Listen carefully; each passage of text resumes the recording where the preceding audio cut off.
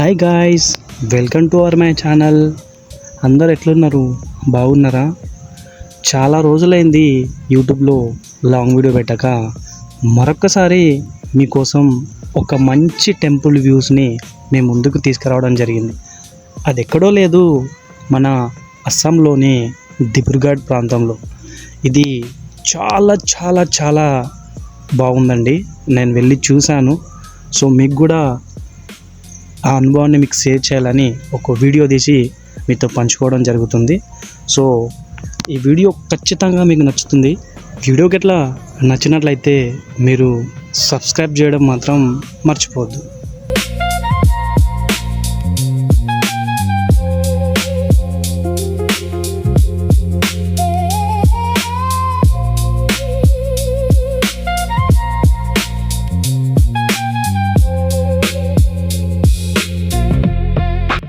ఈ టెంపుల్ వచ్చేసి అస్సాంలోని దిబ్రూగఢ్ డిస్టిక్ నుంచి కనీసం ఒక 15 కిలోమీటర్ అవుతుంది. నేను గూగుల్లో సెర్చ్ చేశాను, నియర్గా ఏ టెంపుల్స్ ఉన్నాయంటే అక్కడ ఈ టెంపుల్ కనిపించింది. ఈ టెంపుల్ పేరు వచ్చేసి శ్రీ జగన్నాథ టెంపుల్. మీరు అనుకున్నట్టు పూరి జగన్నాథ్ టెంపుల్ కాదండి. సో ఇది వచ్చేసి శ్రీ జగన్నాథ టెంపుల్.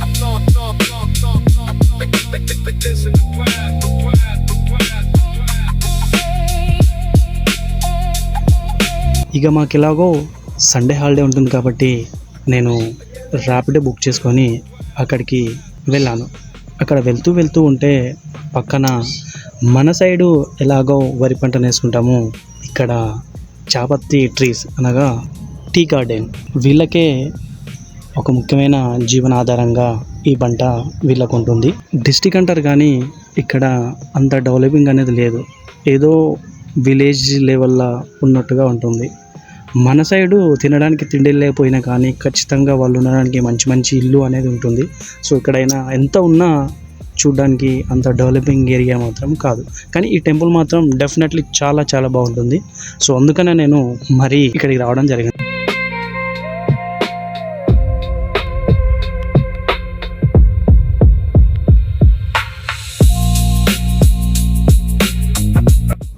ఇంకేంటి, మొత్తానికి టెంపుల్కి వచ్చేసాను. అక్కడ టెంపుల్కి వెళ్తున్న దారిలోనే ఇలా పూలమాలతో అలంకరించిన వాటిని మరియు దీపాలు వెలిగించడానికి అక్కడ ఆనవాయితీగా ఉంది. సో ప్రతి ఒక్కరు తీసుకుంటున్నారు కాబట్టి నేను కూడా తీసుకొని అలా దేవుడి దర్శనానికి ముందుకు సాగడం జరిగింది.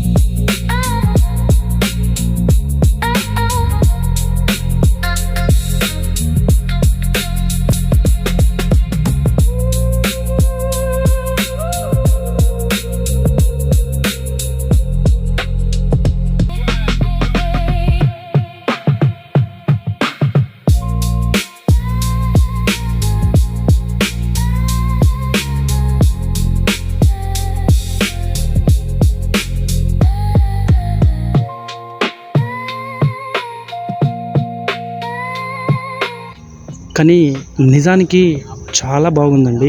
అక్కడ వాతావరణం అది చూడడానికి కళ్ళకి ఎంతో అందంగా అనిపించడం జరిగింది.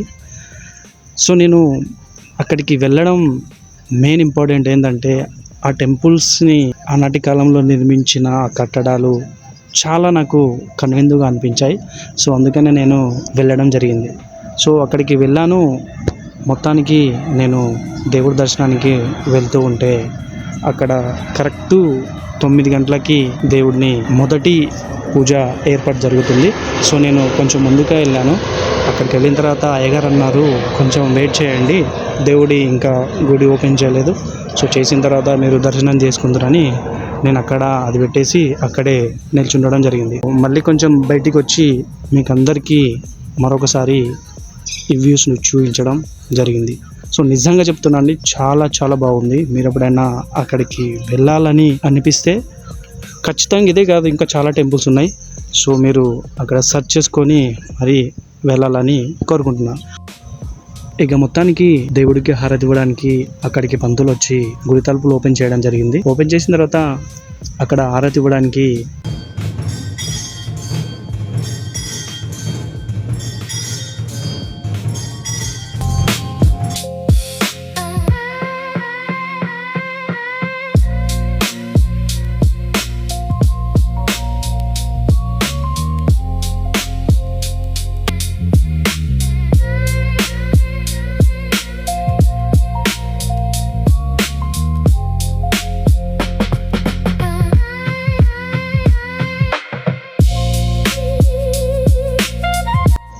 ఇందులో నా అదృష్టం ఏంటంటే ఆ దేవుడికి తొలి హారతి అందుకునే సమయంలో నేను అక్కడికి ఫస్ట్ వెళ్ళడం నాకు చాలా సంతోషాన్ని ఇచ్చింది.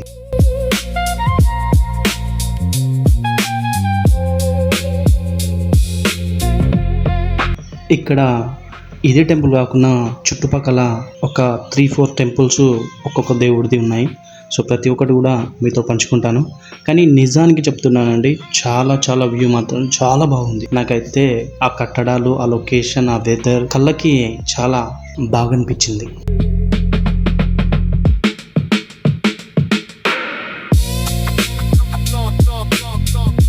ఇంకొకటి నేను అనుకున్నాను, అక్కడికి వెళ్ళిన తర్వాత ఫోన్ కెమెరా అలౌడ్ ఉంటుందో లేదో అనుకున్నాను. కానీ అక్కడ మిగతా వాళ్ళు పెట్టి తీసే వరకు అమ్మయ్య అని అనుకొని నేను కూడా తీసి వీడియో తీయడం జరిగింది. కానీ ఫస్ట్లో నేను అనుకున్నాను అక్కడ అలౌడ్మెంట్ లేకుంటుందేమో అని. బట్ అక్కడ అందరూ పెట్టేసరికి నేను కూడా తీసి చూసాను. కానీ చాలామంది మాత్రం రోజు డైలీ దర్శనానికి మార్నింగ్ ఇక్కడికి వస్తారంట.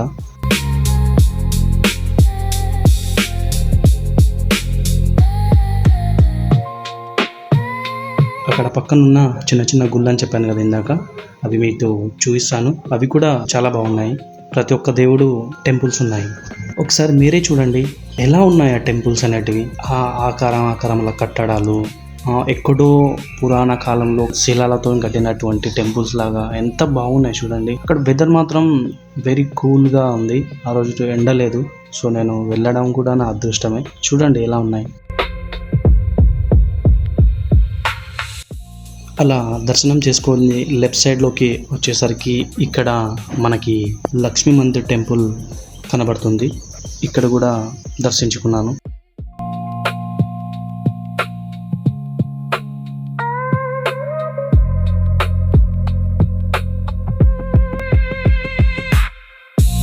అలా అది కంప్లీట్ అయిపోయిన తర్వాత పక్కనే రామ్ మందిర్ కూడా ఉందండి. ఇది కూడా చాలా బాగుంది. ఇక్కడ రాముడి విగ్రహం, సీత, లక్ష్మణుడి మరియు ఆంజనేయుని విగ్రహం కూడా ఉంది.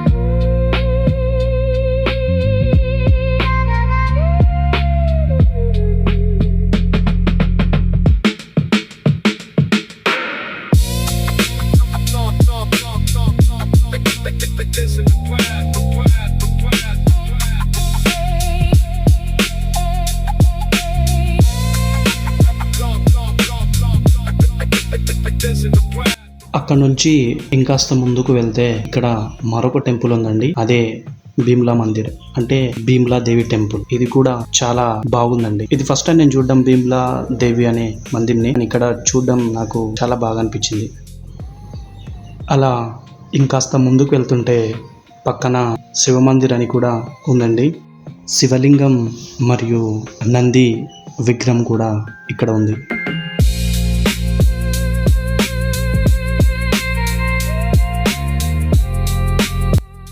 కాస్త ముందుకు వెళ్తే పక్కనే గణేష్ మందిర్ కూడా ఉందండి. ఇక్కడ గణేష్ విగ్రహం మరియు పక్కన తన వాహనమైనటువంటి మూషికలు కూడా ఉన్నాయండి.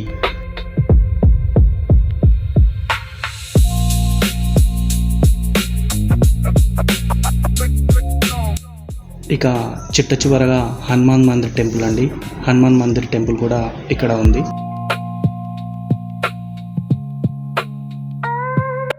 ఇక్కడ అందరూ దీపారాధన చేస్తుంటే నేను కూడా వెళ్ళి దీపారాధన చేశాను. ఇక్కడ ఆనవాయితీగా ఉంది. మన సైడ్ ఎలాగో కొబ్బరికాయ కొడతామో ఇక్కడ దీపారాధన వచ్చిన ప్రతి ఒక్కరూ ఇక్కడ చేస్తారంట. సో నేను కూడా వాళ్ళందరూ చేస్తున్నారు కాబట్టి నేను ఎలాగో తీసుకొచ్చాను, అందుకని నేను కూడా వెళ్ళి చేశాను.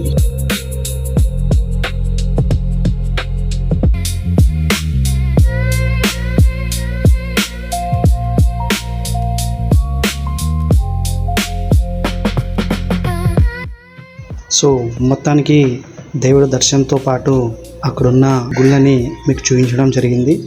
సో మీరు ఎప్పుడైనా ఇటు సైడ్ వస్తే మాత్రం ఖచ్చితంగా ఈ టెంపుల్కి రండి. చాలా చాలా బాగుంది చూడడానికి మాత్రం.